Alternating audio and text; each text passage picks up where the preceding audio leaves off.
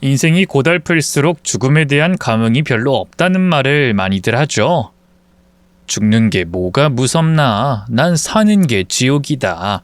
이런 말들을 습관처럼 하는 사람도 있을 테고요. 저 역시 그런 사람 중에 하나였습니다. 하지만 저는 막상 시한부 선고를 받고도 살겠다고 도망치기까지 했어요. 제 안에서 자라나는 병마보다 더 무서운 인간을 피하기 위해서였죠. 그래서 도대체 무엇 때문에 그렇게 됐는지, 얼마나 끔찍했기에 도망까지 쳤는지에 대한 이야기를 최대한 객관적으로 해드리려고 합니다. 일단 그 이야기를 하려면 68세인 현재보다는 아주 많이 거슬러 올라가야 하죠. 뭣도 모르고 결혼을 하겠다고 나섰던 꽃다운 20대로 말입니다. 저희 어머니는 애초에 제 결혼을 반대하셨어요. 미치지 않고서야 어떻게 그런 집으로 시집을 가겠다는 거야? 나는 너 딸이라고 차별해서 키우지도 않았고 공부도 시킬 만큼 시켰어. 이 애미처럼 억지 결혼만 시키려고 풀어놓은 게 죄라면 죄겠지. 다 내 죄야. 내가 미친년이야 내가. 엄마, 나 진짜 그 사람 사랑해. 그리고 정말 잘 살 자신도 있어. 그게 너 혼자 잘 살 수 있다고 사는 거니? 거동 불편한 시아버지에 나이든 시어머니, 거기에 줄줄이 딸린 식구를 그 남자 혼자 먹여 살리는 집안이야. 그게 어때서? 오히려 칭찬을 해줘야지. 가난이 얼마나 끔찍한 건지 알아? 배 곱는다는 게 어떤 느낌인 줄은 알고. 이 엄마는 알아. 그래서 나랑 먼저 간 너희 아빠가 젊을 때부터 이를 악물고 가난 끊어냈어. 그렇게 살았어도 지금 이 수준이고. 그냥 지금 우리 집처럼 평범하게 사는 것도 힘든데 내 딸이 그 진창길을 가겠다고 하는데 어떤 부모가 좋은 심정으로 손을 흔들까? 우리도 할 수 있어. 끊어내면 되는 거잖아. 나도 돈 벌고. 덕순아, 안 된다. 응? 이 엄마 말 좀 들어. 이 가난이라는 게 마음먹은 것처럼 끊어지면 세상에 가난한 사람이 어딨어. 가난이라는 건 곰팡이 같은 거야. 좀 보기 싫고 가릴 수 있지만 결국엔 터져나오는 그런 거라고. 여기저기 번지고 퍼지면서 널 갉아먹을 거란 뜻이야. 그걸 알면 너 그런 사랑 타령도 속편한 소리도 못해 이거사. 지금 떠올리면 모두가 맞는 말인데도 그때는 이상하게 그런 말은 들리지도 않았습니다. 눈에 뭐가 씌었다는 말이 정확했죠. 그 사람만 있으면 뭐든 다 할 수 있을 거라는 자신감이 있었고 모든 게 멋있게만 보였어요. 이가 나간 찻잔까지도 운치 있게 보일 정도였으니 말 다 했죠. 자식 이기는 부모 없다더니 결국 저희 어머니는 결혼을 허락하시긴 했습니다. 솔직히 시집을 간 뒤에 조금은 당황하긴 했었어요. 제가 일생 동안 한 번도 겪어보지 못한 가난은 생각보다는 힘들었죠. 그럼에도 저는 후회는 하지 않았습니다. 시부모님도 제게 따뜻했고 남편은 너무나 다정한 사람이었기 때문이었죠. 그래서 아들까지 낳고 예쁨 받으며 결혼 생활을 보냈고요. 남편은 그런 저에게 늘 습관처럼 이렇게 말했죠. 당신이랑 결혼한 게 내 인생에서 가장 큰 행운이야. 진짜 내가 성공해서 당신한텐 꼭 보답할 거고 보란듯이 이 가난 끊어내고 평생 당신을 위해서 살 거야.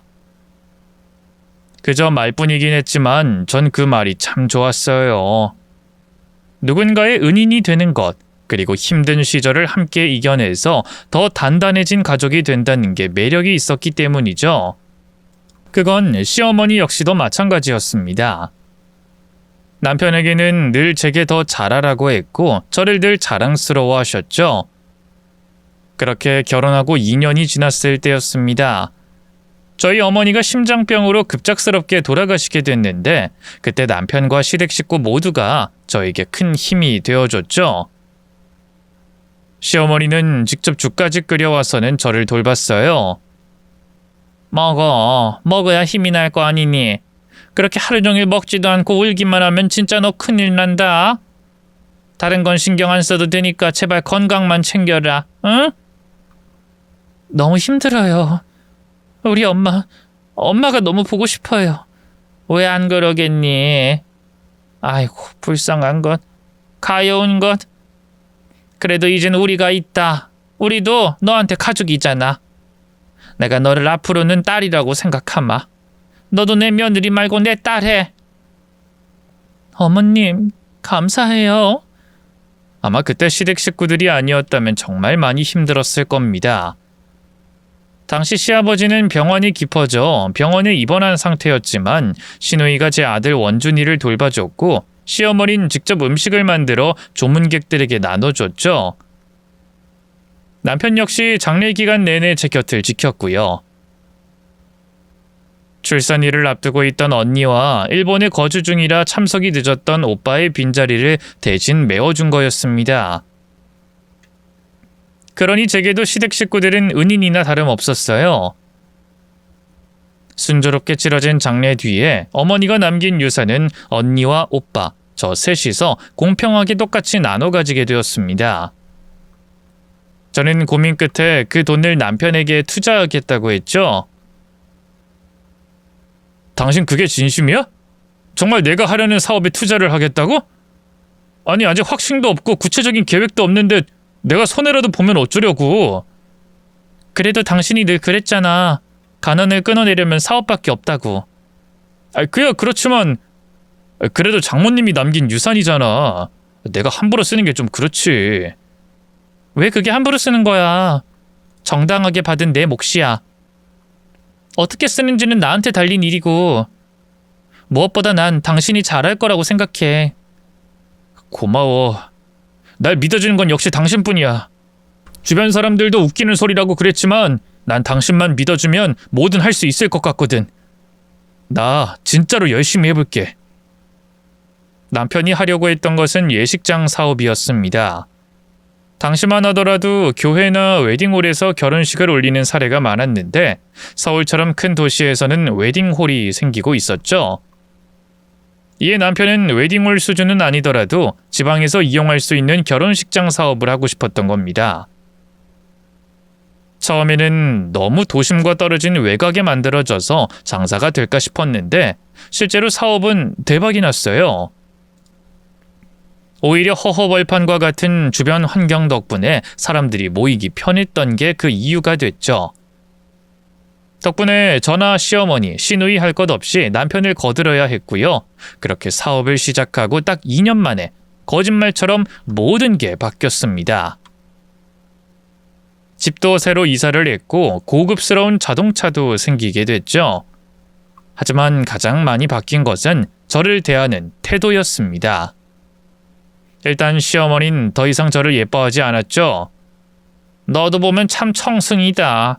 무슨 시위하니? 나 피곤하고 힘들다고 시위해? 저는 식탁에서 밥을 비벼 먹다가 그 말에 당황해서 말을 더듬었습니다. 그런 게 아니라요, 어머님. 요즘 너무 바빠서 식사를 잘 못해서요.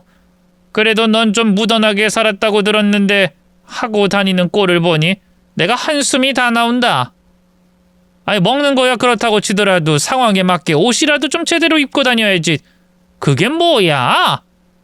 우리 아들이 이러니 너를 점점 더 멀리한다는 생각은 안 해봤니? 그게 무슨 말씀이세요? 남편이 절 멀리해요? 어? 그게 자꾸 집에 귀가가 늦다 이 말이지. 가뜩이나 사업하느라 신경 쓸 것도 많은데 집에 들어와도 피곤해 절어서 다 늘어진 옷 입고 집구석에 쭈그리 앉아 비빔밥 비벼 먹는 거 보면 한숨이 안 나올래 안 나올 수가 없겠으니 내가 하는 소리다. 너도 좀 제대로 하고 다녀. 우리가 이제 돈이 없는 것도 아니고 구질구질하게 살지 말라는 거야. 네, 주의하겠습니다. 그땐 남편 사업을 돕는다고 무척 바빴던 때였어요. 거기다가 어린 아들을 돌보는 것도 집안일도 모두 제 몫이었죠. 솔직히 말하면 당시에 잠자는 시간도 부족해서 시어머니의 말이 뭘 뜻하는지도 몰랐습니다. 하지만 나중에 알고 보니 그게 시작이었던 겁니다. 시어머니의 그 말은 일종의 경고였던 거죠. 남편이 바람을 피우고 있다는 경고요. 하지만 저는 전혀 눈치도 채지 못했습니다. 실제로 남편 입으로 직접 제게 이혼 이야기를 꺼내기 전까지 의심도 못했고요. 처음에 들었을 땐 저는 농담이라고 생각하고 웃으며 말했죠. 그래? 여자가 있다고? 어떤 여자? 예뻐? 언제나 보여주는데? 제 말에 남편은 표정을 고치며 한숨을 쉬더군요. 이걸 농담으로 받아들인다고? 당신이란 여자가 왜 지겨운지 이제야 알겠어. 여보, 왜 그렇게 무섭게 말해? 진짜로 뭔데? 말했잖아, 여자 있다고. 저 역시 그때부턴 얼굴에 웃음기가 가셨죠. 진심이야? 지금 하는 말, 그게 진심으로 하는 말이냐고. 당연히 진심이지. 애초에 나 그 여자 1년이나 만났어. 자그마치 1년. 그런데도 당신이란 여잔 긴장감도 하나 없이 내가 언제 들어오든 신경도 안 썼지. 이래서 내가 당신이 싫은 거야. 다른 사람들은 이렇게까지 행동하면 보통은 의심하는 게 정상 아니야? 지금 그걸 말이라고 하는 거야? 내가 긴장감이 없다는 걸 걸고 넘어져? 이 상황에? 내 말이 틀렸어? 마치 언제라도 돌아올 집에서 키우는 똥강아지처럼 그냥 풀어놨잖아. 목장의 소처럼 방목을 한 거잖아. 왜? 뭐 나 같은 놈은 다른 여자 만나지 못할 줄 알았어? 당신이 이렇게 행동하니까 예전에 가난해서 돈 한 푼에 쩔쩔매던 그때 그 인간이 된 것 같아서 늘 불쾌했어. 애초에 날 사랑하긴 해? 사랑하는데 의심도 안 해? 불안하지도 않다고? 고작 날 비난하는 게 당신을 의심하지 않아서라고? 당신을 믿은 게 잘못이라는 거야? 그걸 지금 핑계라고 내 앞에 늘어놓는 거니? 그래. 솔직히 말할게. 어떤 꼬투리를 잡고 싶어도 잡을 게 없더라. 그것 말곤 당신한테 서운한 것도 없고. 그래도 어쩌겠어. 마음이 변했는데. 뭐든 잡고 늘어져야 하는데 어쩌겠냐고. 나 그 사람이랑 정식으로 재혼하고 싶어. 그러려면 이혼이 먼저고. 저는 눈물을 쏟으면서 소리를 질렀습니다. 나한테 평생 잘할 거라며. 성공하면 은혜 갚겠다고 했었잖아. 이게 그 은혜야? 이게 잘하는 거야? 당신 도대체 어쩌다가 이렇게 됐어? 제 말에 남편은 어깨를 으쓱하더군요. 나도 양심은 있어. 투자했던 돈은 돌려줄게. 보상도 해줄 거고. 평생 잘하겠다는 약속은 못 지키겠지만 솔직히 이 상태로 결혼 유지하는 것도 웃기잖아. 마음 따는 사람 잡고 있어봤자 당신만 괴로울 거고 오히려 이혼해주는 게 당신한테 은혜를 갚는 길이라고 생각해. 진짜 뻔뻔하다.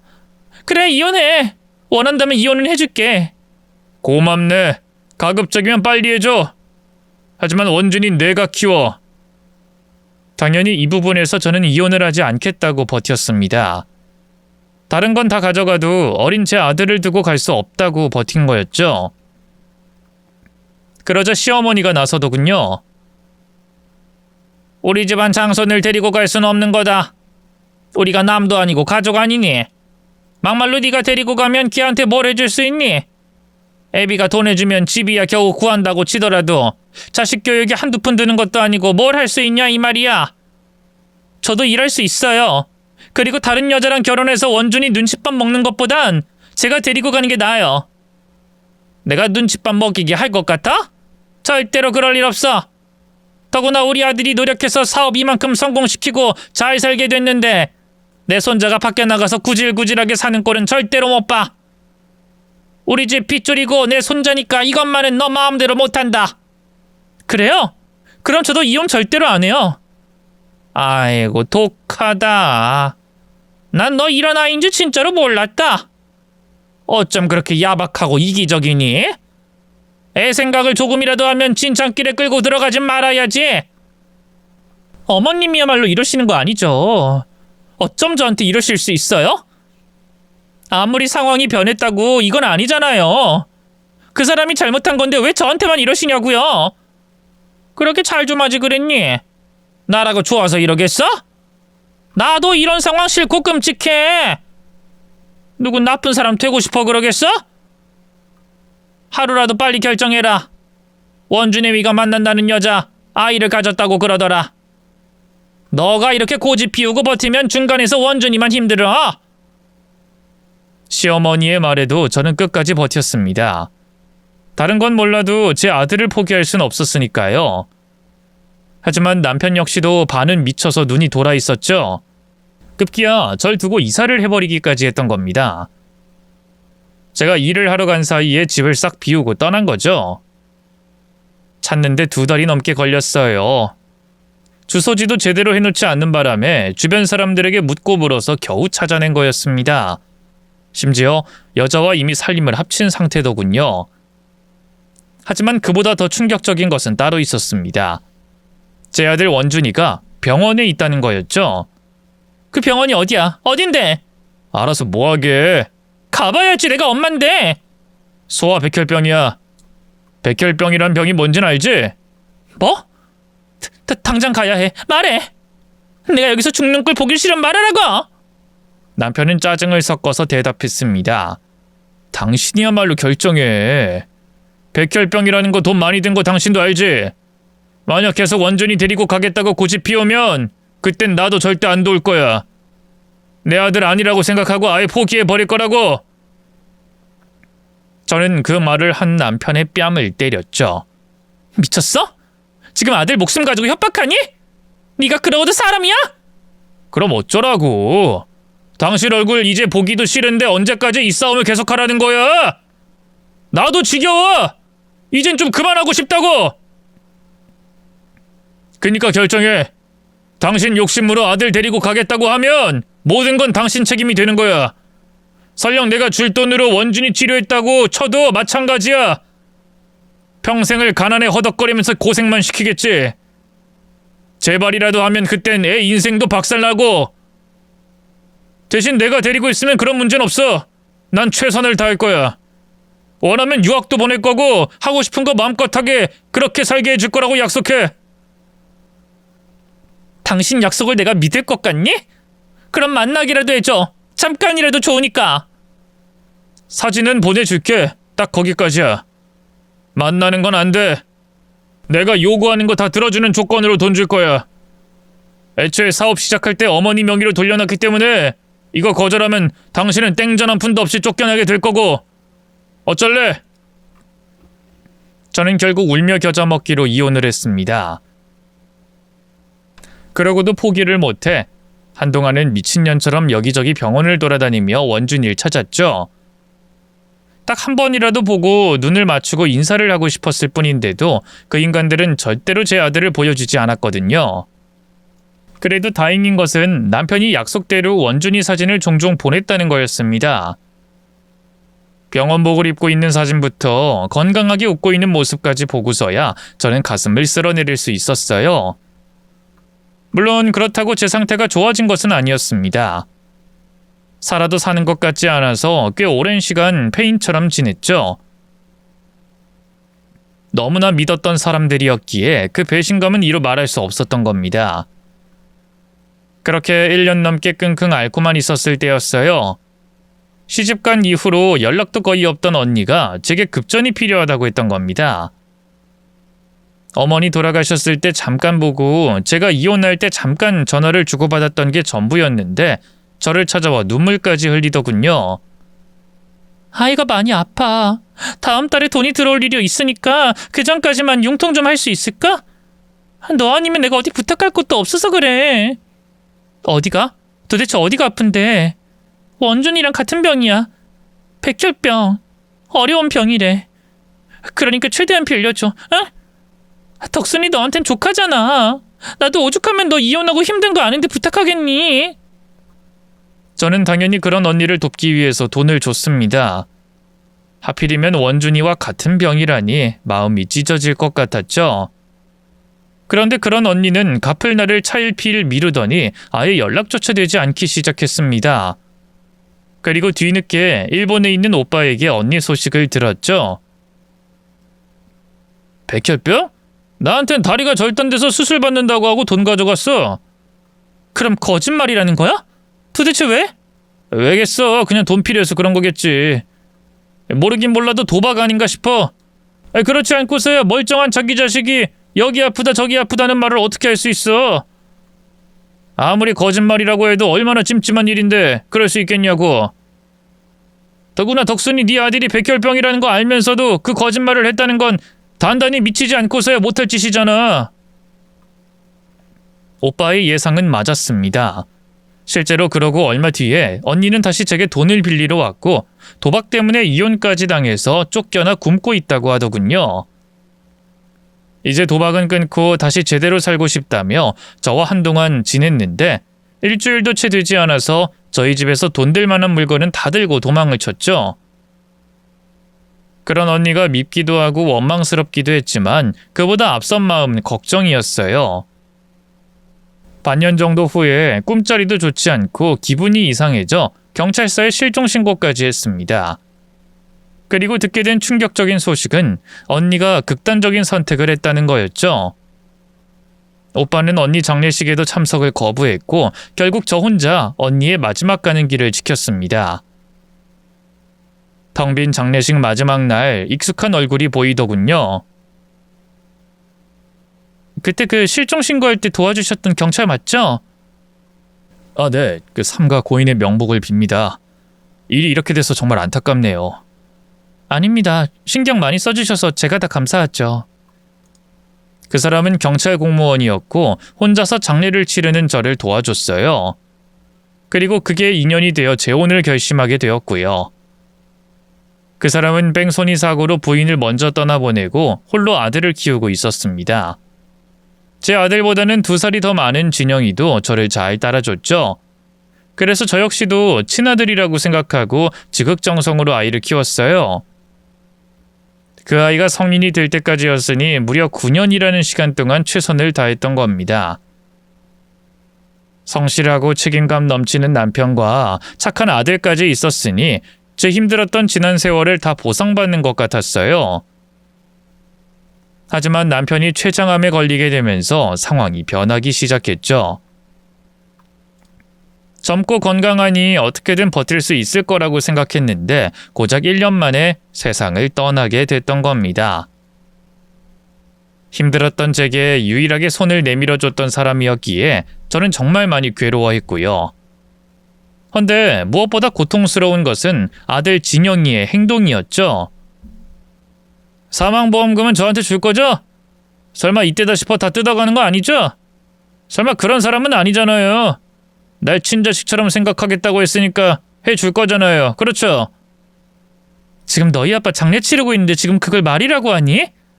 장례는 장례고 감정이야 뭐 슬프지만 현실을 보는 게 뭐가 나빠요? 저는 한숨을 작게 내쉬었습니다. 그래, 다 너 해. 걱정 마. 어차피 수익자는 진영이 네 앞으로 해놨어. 정말요? 아, 그건 아빠가 참 잘한 일인 것 같네. 아, 솔직히 좀 그렇잖아요. 우리 관계라는 게 결국 아빠가 돌아가시면 남이나 다름없으니까. 남? 진영아, 왜 말을 그렇게 해? 나는 널 정말로 친아들이라 생각하고 키웠어. 제 말에 진영이가 웃었죠. 뭐 인정은 할게요. 근데 엄마, 아니 아줌마, 내가 허락했어요? 내가 아줌마가 내 엄마가 되어도 된다고 허락했냐고요. 저 고작 초등학생이었어요. 그때 제가 싫다고 했는데도 결혼한 건 아빠였거든요. 어린애가 힘도 없으니 고분고분 말을 들은 게 전부고요. 애초에 나한테 결정권은 없었고 결정권이 있었다면 우리 엄마 자리 차지한 그쪽이랑 겸상도 안 했을 거예요. 아빠도 이해가 안 가요. 옆에 누가 없으면 죽나? 외로우면 그냥 적당히 만나고 즐기며 다니면 될 걸 왜 재혼을 해서 상황을 복잡하게 만드는 건지 모르겠다니까요. 저는 너무 놀라서 겨우 입을 열었습니다. 너 이제까지 그런 생각했던 거야? 아이 됐고 감정 싸움 더는 하기 싫으니 알아서 아버지 유산 놓고 나가세요. 안 그럼 저 고소해요. 저를 진짜 친아들로 생각했다면 그 정도는 양보해 주실 거잖아요. 믿을게요. 그땐 이전처럼 서러워서 눈물이 나는 게 아니라 허무해서 웃음이 나오더군요. 아무리 노력해도 안 될 인간은 안 되는구나. 내 팔자가 이렇구나 하는 생각만 들었죠. 더럽고 치사해서 그 사람이 남긴 유산은 한 푼도 건드리지 않고 진영이에게 다 넘겼습니다. 그 몇 년 뒤에 결혼식을 한다면서 본 걸 마지막으로 20년 동안 얼굴 한 번을 본 적이 없었죠. 횟수로만 치면 저는 총 3번을 내가 가족이라고 생각했던 혹은 진짜 가족이었던 사람들에게 차례로 배신을 당했던 겁니다. 그러다 보니 어느 순간부터 저는 사람을 믿지 않게 됐고 주변에 사람이 거의 없었죠. 그나마 죽은 남편과 함께 알고 지냈던 이웃 사람들과 안부를 전하는 게 전부였고요. 그중에 남편 친구 부인이었던 복희와는 제법 가까웠죠. 너 이번에도 모임 참석 안 할 거야? 다른 사람들 너 소식 엄청 궁금해하는데. 안 가. 가봤자 나한테 도움되는 것도 아니잖아. 알아봤자 좋은 인간 없을 거고. 아니, 덕순이 너 진짜 왜 그렇게 성격이 변했어? 예전엔 그렇게 사람 좋아하고 밝았는데. 복희 너도 사람 너무 믿지 마. 그러다가 크게 배신당해. 아휴, 진영이 그놈 때문이지? 망할 놈. 아무리 친엄마가 아니라고 해도 그렇게 잘 먹이고 입히고 키워줬는데도 배은망덕도 유분수지. 됐어. 그 속 어찌 알아. 내가 최선을 다해도 사람 싫은 거 이유 있어? 나도 이해는 해. 근데 이제 나도 지치고 힘들어서 누굴 믿고 정을 주는 것도 못하겠어. 아이 그래도 너 이제 혼자잖아. 혼잔데 사람들이랑 교류도 안 하면 어쩌려고 그래. 나중에 진짜 무슨 일이라도 생기면 어쩌려고. 적당히 걸러가면서 만날 사람들은 만나고. 싫어. 그냥 돈 열심히 벌어서 실버타운이라도 들어갈래. 믿을 건 돈뿐이야. 내 목표는 그거 하나야. 1살이라도 어릴 때 악착같이 돈 벌어야지. 공무원이었던 남편 덕분에 연금을 받고는 있었지만 그것으로는 성에 차지 않았습니다. 무엇보다 제 노후를 위해서도 돈은 필요했고요. 나이가 들면서 점점 피로감이 심하게 들었지만 그럴수록 저는 제 일을 악물고 일을 했죠. 그날은 여느 때와 크게 다르진 않았습니다.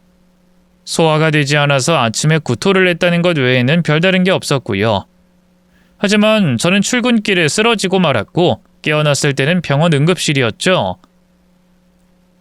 당연히 저는 바로 일어나 나가려고 했습니다.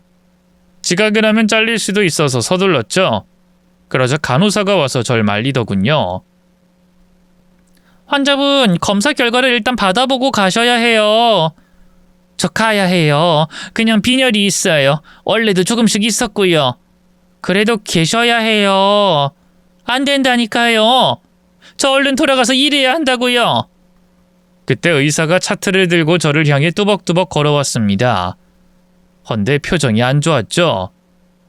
환자분, 진정하시고요. 지금 퇴원하시는 게 아니라 추가적으로 검사를 받으셔야 할 것 같아요.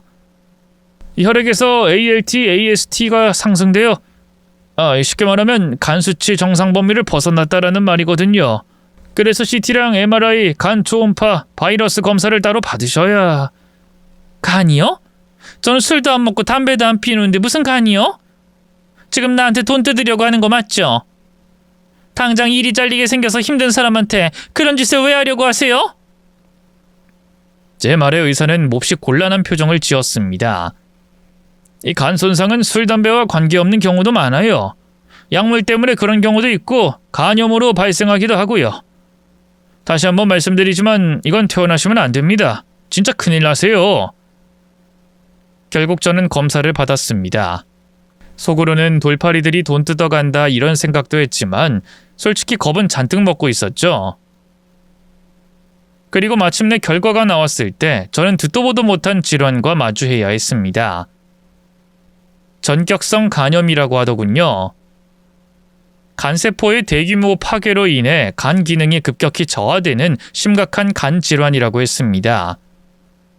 치료가 지연될 경우 생명을 위협할 수 있어서 일반적으로 급성 간부전의 가장 심각한 형태라고 했죠. 의사는 제게 당장 입원을 하라고 했습니다. 거기에 더해서 보호자가 꼭 필요하다는 말도 했고요. 보호자가 이 나이에 어딨어요. 제가 제 보호자죠. 그리고 저 지금 하는 일이 있는데 거기다가 그만둔다고 말도 하고 사람 구할 때까진 일을 해야 해요. 일주일, 아니 3일만이라도 시간을 좀 주세요. 그 뒤에 입원하면 되잖아요. 네? 지금 발견된 건 초기지만 이건 급속하게 진행이 되는 병입니다. 시간을 두고 여유를 부릴 상황이 아니라는 뜻이죠. 잘못하면 혼수 상태까지 빠질 수 있습니다. 그럼 저 죽어요? 생존 가능성이 높지 않은 건 사실입니다.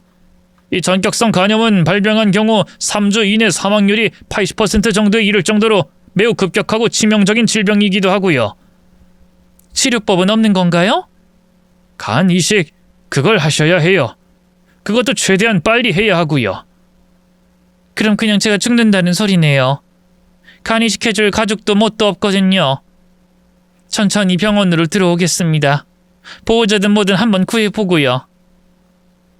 저도 압니다. 제가 진상이었다는 거. 돌팔이 의사가 돈 뜯어가려고 일부러 검사를 받게 한다고 하고 일을 가겠다고 억지를 피우고 심지어 의사 말도 듣지 않았으니까요. 그런데 저도 그게 겁이 나서 너무 무서워서 그랬던 겁니다. 막상 언제 죽을지도 모른다는 생각을 하니 손발도 덜덜 떨리고 모든 게 끔찍하게 느껴졌죠. 그래서 저는 그러면 안 된다는 걸 알면서도 슈퍼에 들어가서 담배와 술을 샀습니다.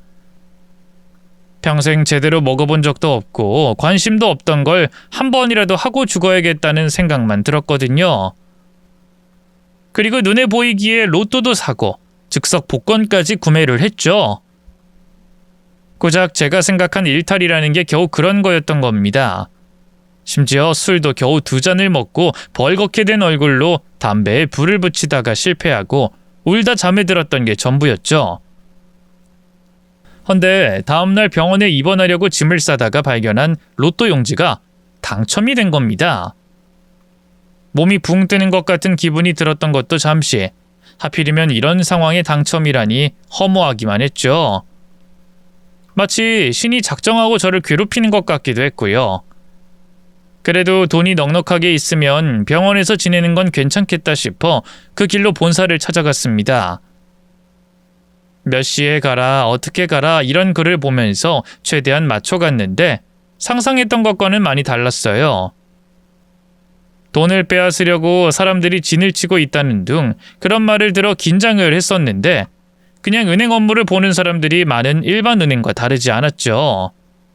입구에 앉아있는 분에게 당첨 사실을 이야기했더니 따로 엘리베이터를 타고 올라갔고 그곳에서 대기하다가 들어갔습니다.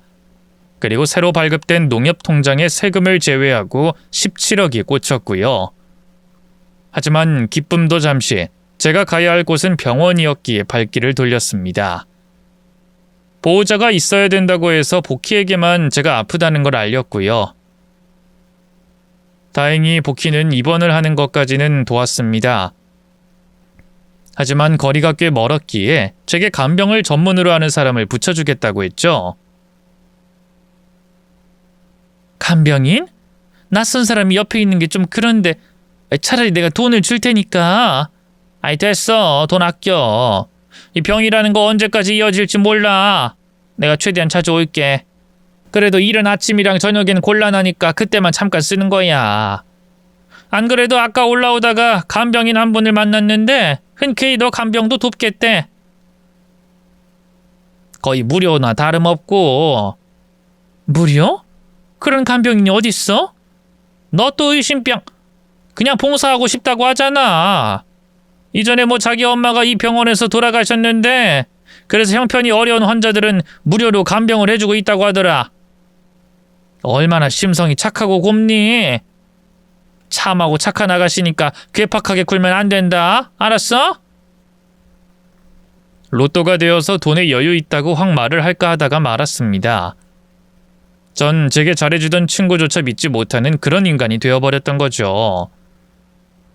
어쨌든 그 친구를 통해 소개받은 사람의 이름은 세은이었고 이전에 간병한 경험이 꽤 있다고 했습니다.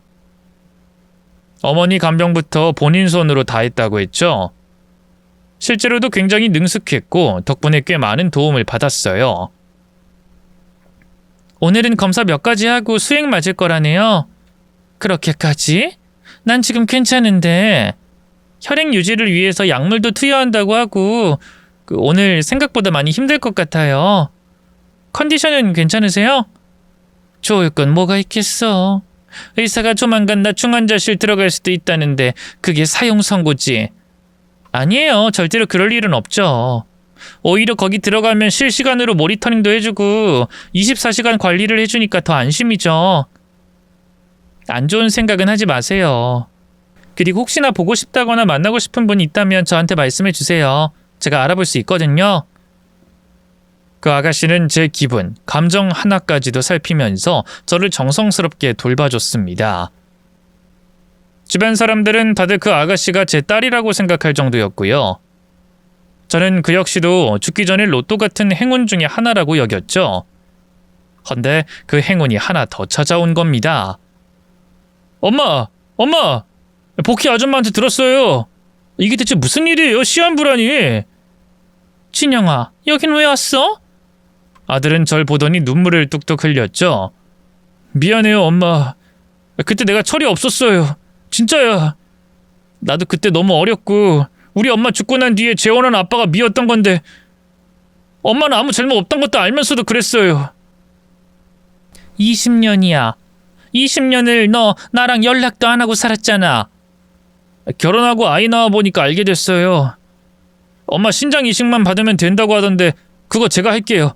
내가 주면 되잖아. 어? 순간 저는 가슴에서 뜨거운 뭔가가 올라왔습니다. 그건 살고 싶은 마음도 희망도 아니었어요. 제 인생이 헛살지 않았다는 보답처럼 느껴졌죠. 당연히 저는 아들의 신장은 받을 생각도 없었고요. 그저 아들의 진심만으로도 충분히 감사했던 겁니다. 아들은 계속해서 저를 설득했지만 저는 수술은 완강하게 거절을 했죠. 헌데 간병인 아가씨는 제게 이러더군요. 이식 받으세요. 지금은 괜찮은 것 같아도 정말 위험해지면 이식 후에도 힘들거든요. 난 이제 충분히 살았으니 됐어. 세연 씨가 걱정하는 마음 알지만 자식도 있고 결혼도 한 아이한테 그럴 수 없는 노릇이지. 그저 돌아와 준 것만으로도 감사하고 무엇보다 친아들이 아니야. 친아들은 내가 이런 거 몰라. 친아들이 따로 있으세요? 그럼 거기에 연락을 해보는 게 그건 절대로 안 될 일이야. 그것만은 절대로. 저 역시 아들을 보고 싶긴 했습니다. 시한부 선고가 나자마자 떠올렸던 게 제 아들 원준이었으니까요. 하지만 백혈병까지 걸렸던 아이에게 시한부 선고받았다고 연락하는 것 자체가 양심 없는 짓이라고 생각했습니다. 누가 봐도 오해할 만한 상황이니까요. 무엇보다 해준 것도 없는 못난 애미였기에 그 아이만큼은 지키고 싶었던 겁니다. 그리고 욕심 같았어요. 착한 간병인과 아들까지 있으니 그것만으로도 충분히 복받았다고 여겼죠. 그런데 진영이는 간병인 아가씨를 마음에 들어하지 않았습니다.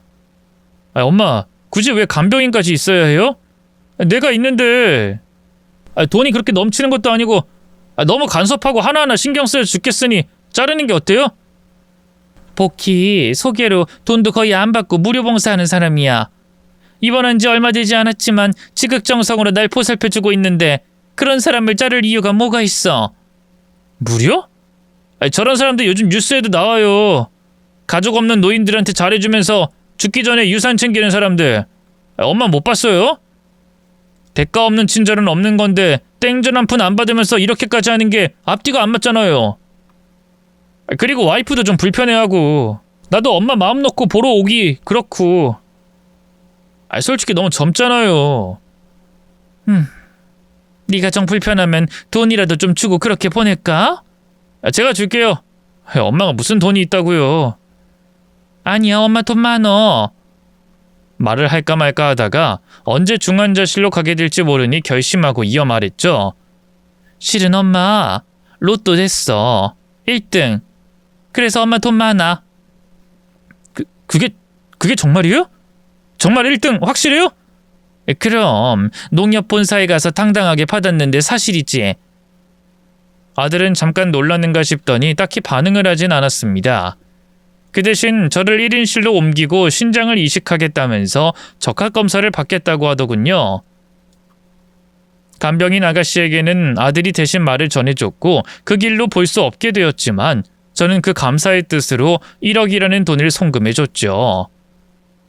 그리고 유일하게 저를 걱정해줬던 복희에게도 똑같은 금액을 줬고요. 손의 힘은 점점 떨어지고 손이 파들거리며 떨리는 게 아무래도 오늘 내일 중으로 중환자실로 가게 될 것 같다는 예감이 들어 빠르게 처리한 거였죠. 그리고 그날 마지막으로 바깥 공기라도 마시고 싶어 저는 몸을 일으켜 천천히 밖으로 나갔습니다. 그런데 복도 끝에서 비상계단으로 들어가는 아들의 뒷모습을 봤고 그 뒤를 따라갔죠. 함께 산책이라도 할 요량이었고요. 그런데 문손잡이를 잡은 순간에 안쪽에서 날카로운 여자 목소리가 울렸습니다. 1억? 그럼 벌써 2억이나 사라진 거야? 당신 어머니 미친 거 아니야? 아이씨, 나도 답답해서 미치겠어. 늙어서 노망이라도 난 거 아니야? 이거 고소하면 돌려받을 수도 없을 것 같은데 재산 이런 게 아니잖아. 아이씨, 아까운 내 돈. 근데 웃겨? 벌써부터 그게 당신 돈이야? 아직 안 죽었잖아. 내가 보호자니까 다 내 거지. 어쨌든 사망보험금 노리고 왔는데 로또라니 대박 아니야? 난 매주 그지를 하고 로또를 사도 5만 원도 딱 한 번 당첨됐는데 할망구가 운은 지독하게 좋다니까. 우리 호구 같은 아빠 잡고 살면서 연금 타먹은 것도 배가 아파 뒤지겠는데.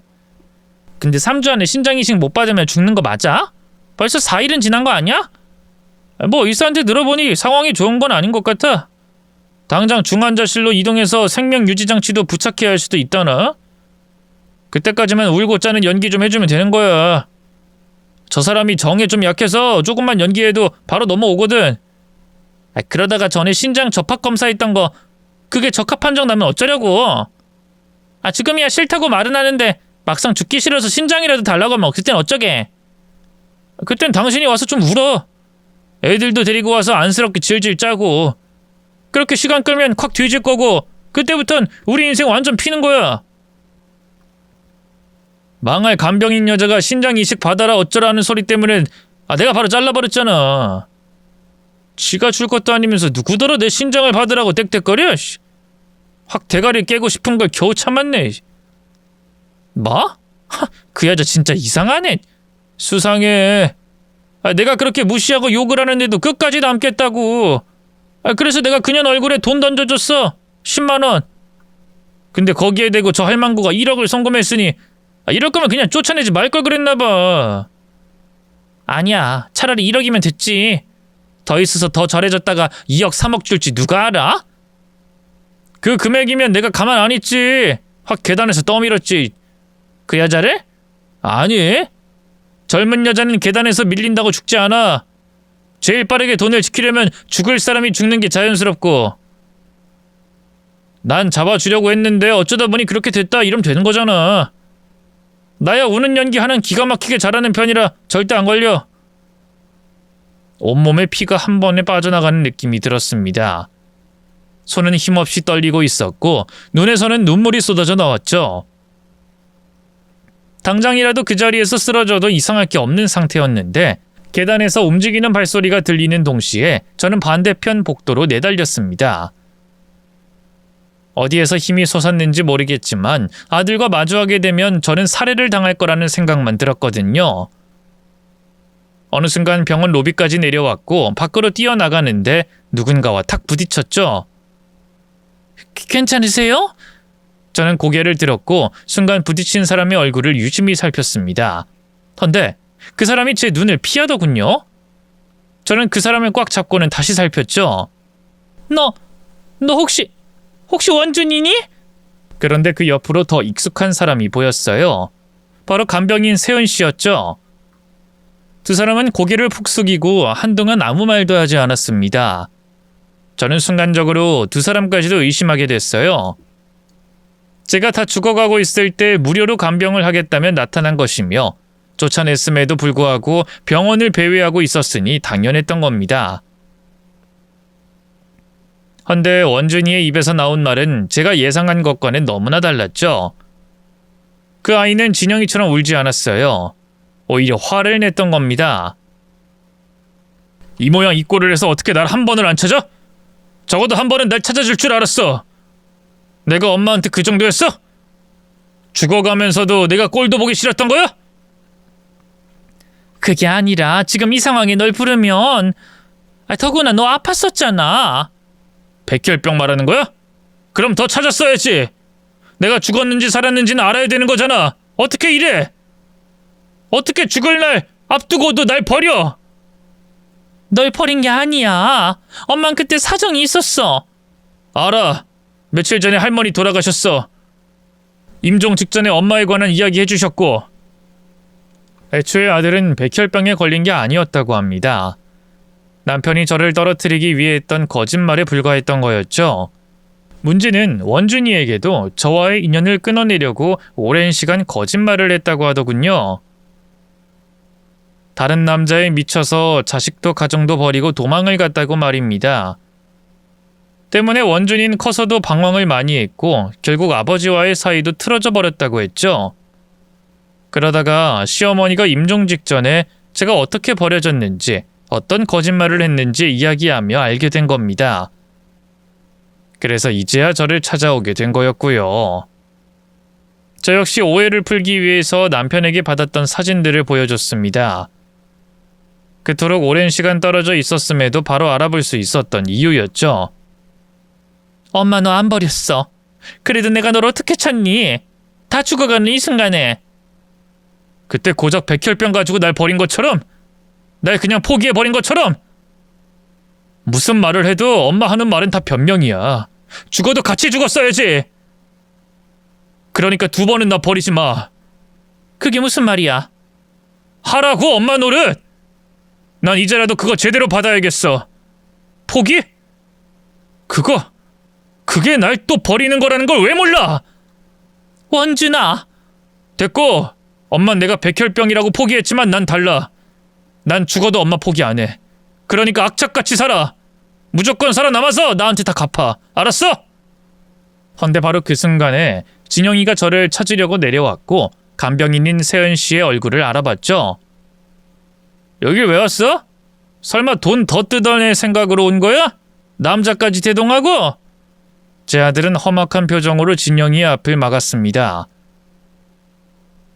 당신은 빠져. 여기 분위기 안 보여? 지금 끼어들 타이밍 아니니까 뒤로 빠지라고! 당신은 뭔데? 우리 엄마한테 무슨 수작이야? 나 친아들! 너 머릿속에 뭐가 들었는지 알겠는데 세상에 너 같은 인간들만 있는 거 아니니까 꺼져! 1억 받은 것도 돌려주려고 온 거니까 당장 그거 받고 사라지라고! 친아들! 와, 좀 당황스럽네. 그래, 당연히 줘야지. 근데 꺼지진 못하지. 그게 전부가 아니거든. 법적으로도 엄만 내 엄마야. 보험금도 준다고. 그니까 제발 좀 꺼져! 죽여버리기 전에!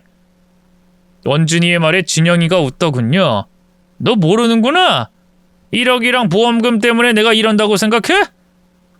봐! 우리 엄마가 나는 믿어도 너는 못 믿는 거야. 이게 너랑 나의 차이고. 그니까 여기서 빠질 건 너희야. 뭘 모른다는 거야? 원준이 물음에 답한 건 저였습니다. 나 로또 됐다. 1등. 그래서 저게 나 죽는 날만 손꼽아 기다리는 거야. 신장 적합검사 받고 시간 질질 끌면서 내가 죽었으면 한다더라. 진영이는 제가 그 사실을 안다는 것에 놀라서 얼어버렸는데 원준이는 그런 진영이에게 발길질을 했습니다. 그리고는 바닥에 눕혀서 때리기 시작했죠. 퍽퍽하는 밀가루 치는 소리와 함께 진영이는 비명을 질렀고 이어서 병원에 어슬렁거리던 환자들이 싸움을 말렸습니다. 치료를 받으러 가자는 사람들을 뿌리치고 진영이는 부러진 코를 잡고 제 앞으로 왔어요. 엄마, 이렇게 나 버리는 거 아니죠? 나 친자식처럼 키웠잖아요.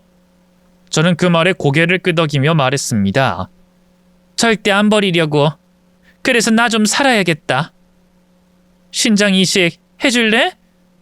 너 그렇게 나한테 신장 주고 싶다고 했잖니. 당장 해줄래? 내일 수술 예약 잡을까? 엄마, 그게... 나 안 죽을 거야. 너한테 한 푼도 못 줘, 절대로. 그리고 행여는 나 죽일 생각도 하지 마. 갑작스러운 사고로 죽으면 자동으로 기증하게 공증까지 받아둘라니까. 너 같은 놈한테 복수라는 거 별거 있겠니? 손에 다 들어왔던 로또 용지 잃어버린 그 심정으로 평생 살아봐. 물론 말만 그랬던 겁니다. 애초에 원준이 신장을 이식받고 싶은 마음은 전혀 없었죠. 그런데 적합검사까지 끝내고 의사와 상담까지 받은 원준이는 그대로 밀어붙이기 시작했습니다. 하지만 아들에게 해준 것도 없이 그 중요한 신장을 이식받는다는 건 도저히 받아들일 수 없었어요. 그래서 저는 저 나름대로의 죽음을 준비했죠. 유언장 공증은 물론이고 그간 진영이가 저를 계모라고 하며 무시했던 증거들, 상견례에서 지시하며 저를 무시했던 것까지 싹 다 서류로 만들어달라고 부탁을 했습니다. 재산을 옮긴 뒤에 혹여나 소송을 하게 될 때를 대비한 거였어요. 하지만 준비 중에 저는 결국 중환자실로 내려가게 됐고 그 이후로는 의식이 없었습니다. 아주 긴 꿈을 꾸는 것 같았죠. 그러다가 눈을 떴을 때 세은이가 보였어요. 저는 혹시나 하는 마음에 고개를 내리고 제 몸 상태를 살폈습니다. 수술 흔적이 있었죠? 안 돼. 안 된다. 아니지. 세은아, 이거 아니지? 어머님. 저는 괴로움에 몸부림을 쳤습니다. 이게 도대체 무슨 짓이야? 내가 평생 해준 것도 없는데 내 아들 몸에서 이걸... 의사 불러. 나 의사도 고소할 거야. 다시 도로 가져가라고 해. 얼른. 어머님 안정 취하셔야 해요. 이러다가 진짜 또 큰일 나요. 의식이 계속 없으셨었어요. 그 사람 생각해서라도 제발요. 네? 아이고, 내가 더 살아 뭐 한다고. 아이고, 내 아들 불쌍해서 어떡해. 기껏 죽을 준비 다 끝냈다고 생각했는데 제가 의식을 잃은 사이 응급수술을 했다고 합니다. 제가 의식을 차리고 얼마 안 가서 아들이 나타났고요. 뚱한 얼굴로 아무렇지 않은 척했죠. 그냥 수술 별것도 아니었어. 한숨 자고 나니 잘 됐고 이상도 없대. 진짜 너 원준이... 너 엄마 속상하게... 제가 울자 아들은 다가와서 절 안아줬습니다. 미안해 엄마. 그래도 그냥 더 살아줘. 나 엄마 진짜 너무 보고 싶었어. 뭐라고 멋진 말이라도 해주고 싶었는데 너무 울어서 아무 말도 나오지 않더군요. 그저 제가 한 거라고는 제 아들의 등을 두드려주는 것뿐이었죠. 그 뒤에는 추가적인 검사를 받았습니다. 혈액 검사는 물론이고 소변량까지 체크를 했고 거부 반응이 있는지 확인 후에 그렇게 퇴원을 할 수 있었죠. 초반에는 주에 3회까지도 검사를 받았는데 그 이후에는 점차 기간을 늘려갔습니다. 다행히 약도 잘 먹고 예후가 좋아서 지금까지도 잘 살아있네요.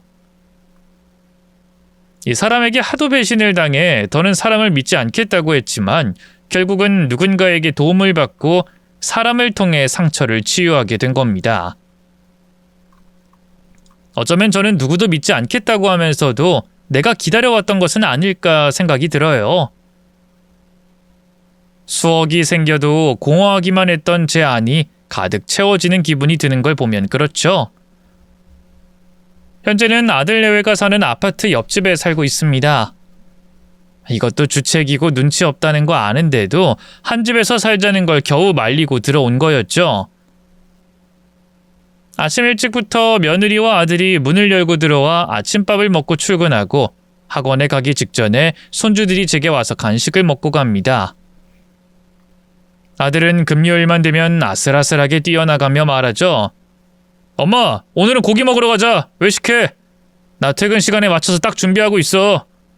고기는 한데 몸에 좋은 거 먹어야지. 의사 선생님이 하신 말씀 못 들었어? 아니야, 오늘은 내 간이 고기를 원한대. 그러니까 먹어. 엄마 간도 그럴 거야. 이 녀석이 진짜... 너 약은 먹는 거지? 먹었어. 출근할게. 다녀와요. 며느리도 빵 한 조각을 입에 물고 말하죠. 어머님, 오늘도 보고 싶을 거예요. 금방 올게요. 꽤 오랜 시간을 혼자 있었기에 정신이 없긴 한데 솔직히 말하면 매일매일이 제게는 더없이 소중하고 행복합니다. 앞으로 살아갈 날이 얼마나 남았는지도 모르지만 살아있는 동안은 최선을 다하려고 해요. 다른 분들도 상처를 받았다고 마음을 닫고만 살지 않았으면 좋겠습니다.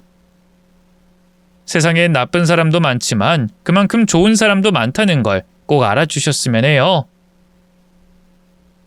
이제 손주들이 학원 끝내고 올 시간이 다 되었네요. 얼른 떡볶이를 만들러 가야겠습니다.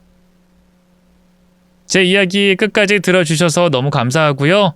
모두가 마음이 풍족한 따뜻한 연말을 보내길 기도드리겠습니다. 모두 행복하세요.